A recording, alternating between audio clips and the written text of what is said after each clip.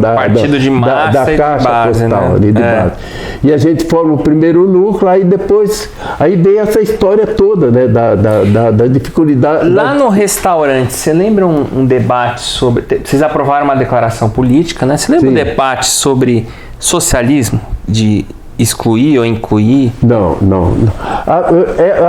Os primeiros debates na formação do Partido dos Trabalhadores sempre se favor no socialismo, que era um partido socialista, o Partido Socialista, que era um partido socialista, que era um partido que ia lutar pelo socialismo, e a discussão da questão ideológica pelo socialismo no Brasil. Né? Sempre, em todos os documentos do PT se falava, mas nunca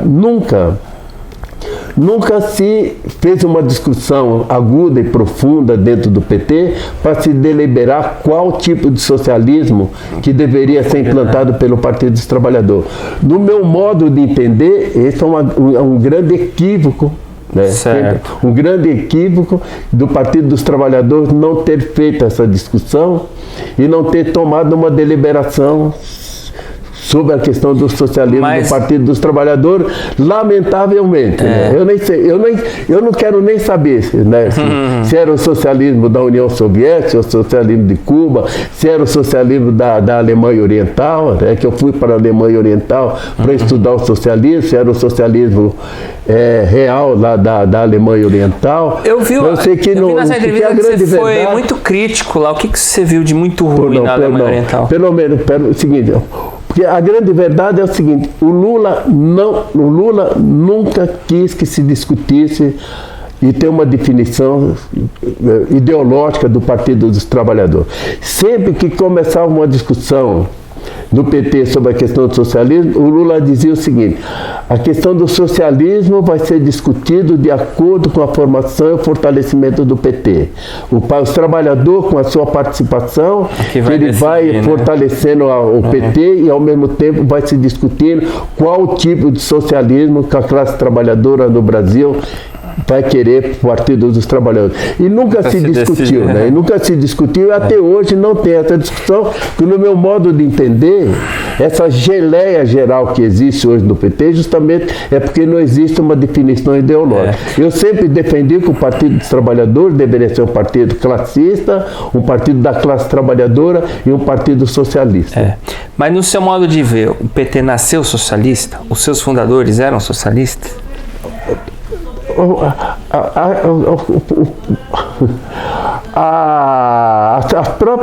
As próprias características, o nascimento do Partido dos Trabalhadores, que é um partido que nasce num campo de futebol, defendendo a luta dos trabalhadores pelas suas reivindicações, contra o capitalismo, né, contra a exploração.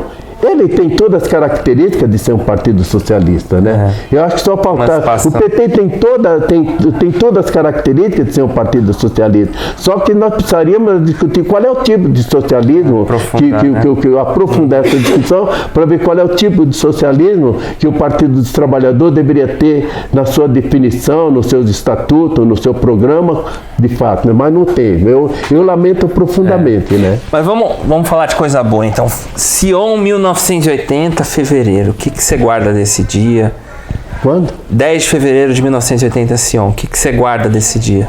Então, lamentavelmente, eu não estava. Eu fui padrinho de casamento do sobrinho e eu não estava lá no dia 10. Mas ficou sabendo e ficou feliz? Não, eu fiquei sabendo e fiquei feliz. Mas antes dessa questão do dia 10 de fevereiro de 1980, teve algumas coisas que a gente fez, né? Eu me lembro muito bem. Teve uma reunião em Minas que o Benevides... A primeira coisa que eu gostaria de falar nesse momento seria das dificuldades e as naturezas das dificuldades que a gente teve para a formação do Partido dos Trabalhadores, né? Por exemplo, a primeira grande dificuldade que nós do Partido dos Trabalhadores tivemos foi uma dificuldade de natureza econômica, né? Porque a grande verdade, essa tal da abertura lenta, gradual e segura promovida pelo Graz, era uma abertura para continuar existindo os dois partidos, né? O partido do sim e o partido do sim senhor, que era o partido PDS, que era a Arena, depois passou a ser o PDS da ditadura militar, e o partido do movimento democrático, que era o MDB, por um certo tempo, né? Quer dizer que eles tinham fundo partidário que dava sustentação econômica para que pudesse se formar o partido e consolidar os dois partidos existentes. A grande dificuldade que a gente teve, no meu modo de entender, para a formação do Partido dos Trabalhadores, a primeira grande dificuldade foi a dificuldade de natureza econômica que a gente teve. A segunda grande dificuldade que a gente teve foi de natureza jurídica, né? Que o Partido dos Trabalhadores, para ele se consolidar, ele teve que cumprir algumas normas que verdadeiros desafios para nós do Partido dos Trabalhadores. Por exemplo, aqui em São Paulo eu fui presidente do Diretório Estadual do Partido dos Trabalhadores de São Paulo. Primeiro presidente, né? O Partido dos Trabalhadores participar das eleições de novembro de 1982, o Partido dos Trabalhadores deveria ter comissões provisórias formadas em 20% dos municípios do estado de São Paulo, né? São Paulo tinha 570 municípios. Vocês viajaram bastante. Então, 20% de 570 dá mais por volta de 114 municípios. Quer dizer que o Partido dos Trabalhadores deveria ter comissões provisórias existentes, legalizadas no estado de São Paulo, para participar do processo eleitoral em 120 municípios. 120 municípios, com critério mais que dificultava mais ainda, né? Por exemplo, São Bernardo do Campo, você tinha que ter outro critério, você deveria ter 1% dos eleitores da cidade filiadas ao Partido dos Trabalhadores. Por exemplo, São Bernardo do Campo tinha 200 mil eleitores. Você tinha que ter 2 mil eleitores de São Bernardo do Campo filiados ao Partido dos Trabalhadores. Dizer que era uma dificuldade imensa, né? Eles criaram uma lei para não existir o PT. Criaram uma lei para não existir o PT. Quer dizer que a segunda grande dificuldade que a gente teve foi de natureza jurídica, né? E além do mais, o seguinte, nós deveríamos cumprir essas normas para participar do processo eleitoral e para que o Partido dos Trabalhadores pudesse cumprir as normas e existir para obter o registro final lá em Brasília, o PT deveria ter 5% dos votos para deputados federais, no mínimo em 9 estados, com 3% em cada estado. Olha só, né? E justamente a gente passa das eleições de 1982 com muita dificuldade, cumpre essas normas, o Partido dos Trabalhadores acaba consolidando como partido. Mas não era só isso aí não, depois outra grande dificuldade que a gente teve foi a dificuldade de natureza ideológica, né? Por exemplo, se a maioria dos sindicatos estava junto com nós no período das greves, para a questão ideológica, quando a gente começou a falar na formação do Partido dos Trabalhadores, eu me lembro que os companheiros do Partidão, com todo o respeito, eles diziam para nós o seguinte: por que vocês querem formar o Partido dos Trabalhadores? Né? O Partido dos Trabalhadores já existe no Brasil. É o Partido Comunista Brasileiro, que foi fundado no dia 25 de março de 1922 em Salvador, na Bahia. Quer dizer que o preconceito também ideológico, depois do PMDB também foi contra.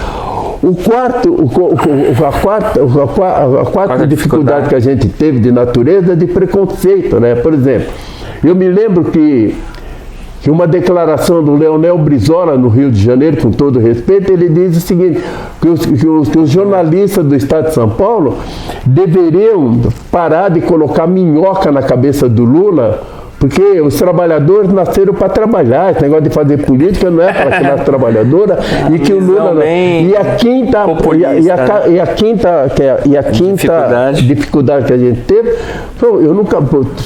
Você é jovem, você não se lembra. Perguntar para os mais velhos, a nossa incompetência na comunicação. Nós fazíamos tudo, nós tínhamos um grande produto para ser vendido e nós não conseguimos oferecer esse produto de uma coisa mas de uma forma de qualificar o que era o Partido dos Trabalhadores. O nosso produto era um produto vendido e apresentado de uma forma negativa, não de uma forma positiva. Nós dizíamos o seguinte: vote no 3 com o resto é burguês. Vote no genuíno, porque o genuíno é o ex-preso político. Vota no Lula, porque o Lula saiu da cadeia há pouco tempo. Vota no Djalma, porque o Djalma foi condenado pela Lei de Segurança Nacional. De que é a quinta dificuldade. A propaganda era só a capivara dos políticos. Sim. Quer dizer que tem dificuldades imensas de comunicação para que a gente puder. Bom, então. Só mais uma dificuldade que o Scromov cita bastante de infiltrados do MR8, Osmarzinho, o Alemão. O pessoal entrava para bagunçar mesmo? Então, nós tivemos uma grande dificuldade, por exemplo, na própria. O pessoal, não gosto de citar nome, não, né? Mas a dificuldade de infiltrados também, para que a gente não pudesse. Fundar, né? Por exemplo, eu era membro da Comissão Provisória Estadual, né, para a formação do Partido dos Trabalhadores. E a gente tinha um secretário-geral que nós precisaríamos ter os 20% dos diretórios municipais formados na Fala um pouco dessas viagens, como é que era, onde vocês ficavam. Sim, nós ficávamos o Devani viajava muito com você também. A maioria das vezes que nós ficávamos, porque não tinha dinheiro, nós ficávamos em casa de companheiros, né? Nós viajávamos muito, né? Passava a noite para não pagar então, essa da dificuldade econômica que a gente tinha, né? Para esperar a abertura dos pedágios a partir da meia-noite para poder passar, porque não tinha dinheiro, né? Hoje em dia não tem mais isso, tem cobra de madrugada também. Então, hoje em dia a gente vê toda essa dificuldade que a gente teve na formação do Partido dos Trabalhadores, e hoje a gente vê essa dinheirama que o Partido dos Trabalhadores tem, e que a gente, com tanta dificuldade que a gente teve, e da dificuldade a gente conseguiu superar toda a dificuldade e formar o Partido dos Trabalhadores, e hoje que o partido está consolidado, a gente vê tanto dinheiro. Onde que vai tanto dinheiro aqui, né? Mas a grande verdade é que o desdobramento de tudo isso aí, o partido hoje é o maior partido do Brasil, né? O maior partido do Brasil. Né? Tem erros, tem defeitos, mas é o maior partido. Se você fazer qualquer pesquisa no Brasil, é o único partido que de fato existe, é o Partido dos Trabalhadores. E as pesquisas, o PT tem, qualquer pesquisa que você fazer no Brasil, no mínimo o PT tem 17%, 18% de preferência. Né? Então, o Partido dos Trabalhadores, o dobramento de tudo que a gente fez, né? Você tem a questão da formação da CUT, que é a maior central sindical da América Latina. Eu ia perguntar nisso, né? Na linha do tempo, em 81 acontece Conclate na Praia Grande. Conclate na Praia Grande. Você já estava caçado e bastante envolvido com o PT, mas você consegue participar dessas articulações diretamente. Lá na A grande verdade foi o seguinte, né? Durante as greves de 1980, nós ficamos presos. Depois que a gente saiu da cadeia, nós continuamos desenvolvendo sindicatos, fazendo sindicalismo, verdadeiro sindicalismo. Nós já tínhamos o fundo de greve formado, tudo, né? Já tinha a Associação Beneficente Associação Beneficente dos Metalúrgicos de São Bernardo do Campo e Diadema, que era o fundo de greve, né? Já tinha o fundo de greve atuava já com a nossa liderança como um verdadeiro sindicalismo, representando os trabalhadores. E atuando, mas aí é o seguinte, nós tínhamos o fundo de greve atuando como verdadeiro representante dos trabalhadores, e você tinha o Lula também junto com nós do fundo de greve, mas o Lula nesse período já, no período de 1980, 81, 82, o Lula já estava viajando muito para a formação do Partido dos Trabalhadores, né? E nós ali, desempregados, eu já tinha sido mandado embora da Mercedes, né? Fui mandado embora da Mercedes, desempregado, e a maioria das pessoas desempregadas, e começamos já uma certa esvaziamento no processo do tudo, e sem uma sustentação econômica para a gente continuar trabalhando. trabalhando nem nada, né? Aí chegou um determinado momento que eu falei pro Lula, falei, meu companheiro, vamos conversar um pouco a respeito, né? Você está viajando no Brasil, eu tô aqui, no movimento Paulo, aqui, com as dificuldades que a gente tem, o processo já deu 2, 3 meses já que nós estamos aqui. O que nós vamos fazer? O Lula disse para mim assim, Djalma, o seguinte, a gente só vai parar um pouco, a gente só vai parar com o que nós estamos fazendo aqui quando a gente restabelecer a normalidade para o funcionamento do sindicalismo lá no prédio do Sindicato dos Metalúrgicos. Eu falei para ele, mas o que é isso aí? Me explica melhor. Ele falou assim, Djalma, a gente só vai parar com esse negócio aqui de São Bernardo do Campo quando nós colocarmos uma diretoria da nossa confiança para dirigir o destino dos metalúrgicos de São Bernardo do Campo e Diadema dentro do sindicato. Falei, tamanho é esse? Ele falou assim, é o seguinte, quem vai ficar incumbido de ir concretizando essa proposta é você, porque eu não tenho condições de ficar aqui, porque eu estou viajando para o Brasil inteiro para a formação do PT. Você que escolheu Jair Meneghel, então, depois? Aí é o seguinte, eu falei, tá bom, mas então eu fico fazendo, eu aceito essa incumbência que você está me determinando, me orientando, porém, mas eu quero te consultar, né? Aí quando eu chegava, eu conhecia a maioria das pessoas, né, que eu fiquei, era o Lula, o grande dirigente, eu era a segunda liderança, tinha muito contato com as lideranças, com todos eles, né? Aí quando eu chegava numa pessoa para formar uma nova chapa, para concorrer à diretoria do Sindicato dos Metalúrgicos, quando eu conversava com o companheiro topava, ele falava para a mulher não concordava. Quando a mulher concordava, a mulher concordava, ele não concordava. Então, até nós conseguimos, depois de muito tempo, nós conseguimos a formação, conseguimos chegar aos 24 membros. Os 24 membros para a formação da chapa que foi encabeçada pelo Jair Meneghel, né? Ele tinha se sobressaído durante a greve? Tinha sim. Ele estava naquele grupo 16? Ele estava. Então, essa é uma história assim, por exemplo, durante a greve de 1980, nós tivemos uma comissão de 480 membros, comissão de mobilização, de 460 mil toneladas, 460 toneladas de alimentos, nós tínhamos 480 membros de uma comissão de mobilização.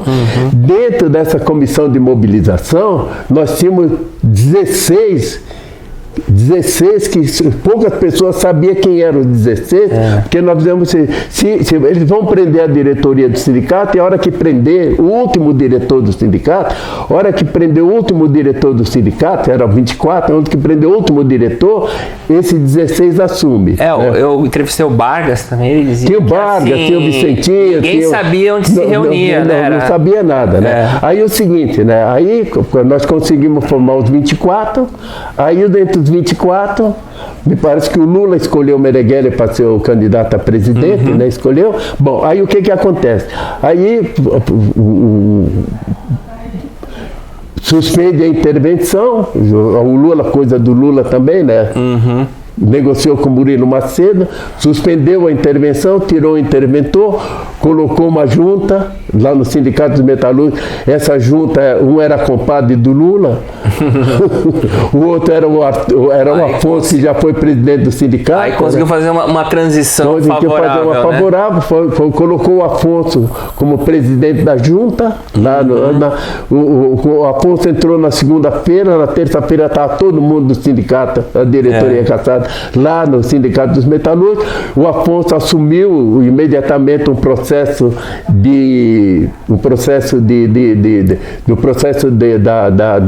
do estabelecimento das eleições do Sindicato dos Metalúrgicos, né? Aí a gente tinha a nossa chapa, o Osmarzinho, depois você vai ler aquilo ali, tá? O Osmarzinho, o alemão, queria fazer parte da chapa. Aí em conversa com o Lula explicou para nós que porque eles soltaram um documento, o Osmarzinho, o alemão e outras pessoas soltaram um documento criticando a greve de 1980, sabe? Certo. Aí o Lula disse o seguinte, para mim, Djalma, de forma nenhuma nós podemos ter numa diretoria da nossa extrema confiança, que a gente vai apoiar, pessoas que participaram da greve com todo o nosso apoio, né? Com todo o nosso apoio, participou, falava nas assembleias, depois solta um documento criticando a greve. Essas pessoas que automaticamente soltaram esse documento criticando a greve, automaticamente, se eles querem participar, eles que formam uma chapa e vêm disputar com a gente. Né? Apesar de que os dois chegaram a ser presos, né? O alemão tinha fama de ser preso toda hora, né? Não, fomos presos. Entre os 12 de São Bernardo que estavam presos, o Osmarzinho, o alemão, também estava preso. Aí o que acontece? Eles resolvem fazer uma chapa de oposição. A chapa que era apoiada pela diretoria do sindicato, que era encabeçada pelo Jair Meneghelli, era a chapa 1. O Osmarzinho, o alemãozinho, forma uma chapa número 2. A chapa não forma uma chapa também disputa. Eu nunca esqueço que uma vez o Afonso abriu o sindicato para as duas chapas, né? Nós tínhamos uma sala que era da chapa 1 e ao lado tinha a sala da chapa 2, né? Nós ali. Eu me lembro que uma vez que o Lula chegou no sindicato, ele foi viajar, depois chegou no sindicato, quando ele entrou, que ele foi lá no segundo andar, ele encontrou o alemãozinho e o Osmarzinho que veio conversar com ele, né? Aí conversaram, falaram sobre política, sobre a chapa. Aí o Osmarzinho disse para o Lula assim, olha, nós estamos concorrendo, nós vamos ganhar as eleições daqui em São Bernardo. O Lula falou para ele assim, né? O Lula falou assim para ele, se vocês tiverem 10%, eu pago um jantar para todo o pessoal da chapa 2. Não tiveram. Sabe o que eles tiveram? Tiveram 9%. E não era a diretoria colegiada, não foi ninguém da diretoria deles, né? Não foi ninguém. Foi justamente a chapa que dos caras que foram lideranças que despontaram durante as greves de 78, 79 e 80, que formaram essa chapa encabeçada pelo Jair Meneghelli. Bom, mas aí então é o seguinte, aí essa diretoria assume, né, estabelece a normalidade, eles assumem e no dia... puxa um conclate, né? Aí tem o conclate, tem a formação da CUT, e tem no dia 8, não podemos esquecer, dia 8 de julho de 1983, greve geral, começado pelos petroleiros de Campinas, né? Do Jacó. Aí a nova diretoria dos sindicatos metalúrgicos participam da greve. Aí tem a quarta intervenção no sindicato dos metalúrgicos e a cassação da diretoria. E uma greve geral em seguida. Uma greve geral do dia 8 de julho. Olha o ambiente que a CUT é criada, 8 de julho de 1979. Mas um pouquinho antes, por que a CUT não saiu em 81 ao conclate? Qual que era a divergência ali? Era o pessoal do Partidão, para variar? O pessoal do Partidão. Não queriam, porque não queria a hegemonia do Lula? Não queria hegemonia. Então, mas nessa... já estava se cristalizando o negócio da formação do PT e ali já houve a divergência, né? Então aproveita e fala da sua campanha de 82, campanha de governo. Nessa época você viajou bastante. Depois do Lula você foi o mais votado, né? Então, e nessa campanha de 1982... Quer dizer, Lula governador, você foi mais votado deputado, né? Não. Campanha de 1982, com todas essas dificuldades que a gente teve, que eu já expliquei, que eu já falei, a gente consegue participar do processo eleitoral de 1982, novembro de 1982, né? O Lula saiu candidato a governador, né?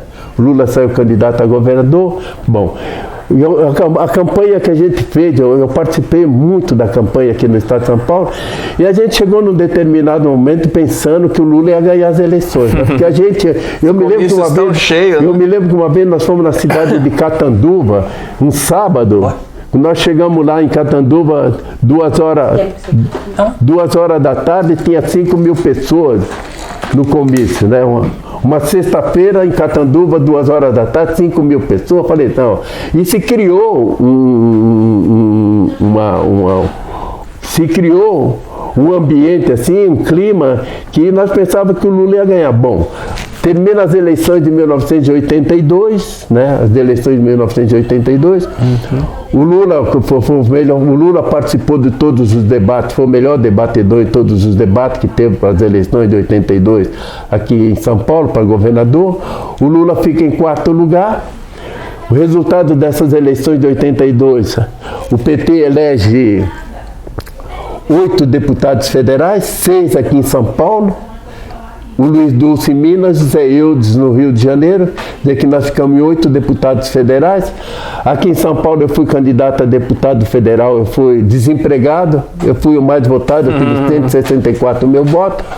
Bom, a gente elege 2 prefeituras em 1982, elege o Gilson Menezes, prefeito de Diadema, e elege um prefeito lá no Maranhão, em Santa Quitéria. Quer dizer que a gente elegeu 8 deputados federais, 2 prefeitos. O Lula ficou em 4º lugar, 1.050.000 votos em 82. A gente elege aqui em São Paulo 8 deputados estaduais, elege um deputado estadual em Minas, que é o Maris Guias, e elege um deputado estadual lá no Acre. Quer dizer que a gente elege acho que 10 deputados estaduais, 8 federais, 2 prefeitos, o Gilson Menezes em Diadema, né? E o companheiro lá em modo Santa petista Quitéria, de governar, né? Elege por volta de acho que 75 Fala vereadores. De Brasília, como é que foi um operário chegar em Brasília? Imagina você. Quem eram seus assessores? Você trouxe o pessoal do ABC? Então, veja assim, Djalma Bond participava das greves, né? Eu não tinha muitas instruções, né? Que eu fui ter o diploma de ginasial através da madureza ginasial lá no Sindicato dos Metalúrgicos. Não, com todo, até hoje eu sou essa, né? Eu sei que eu falo muita coisa errada.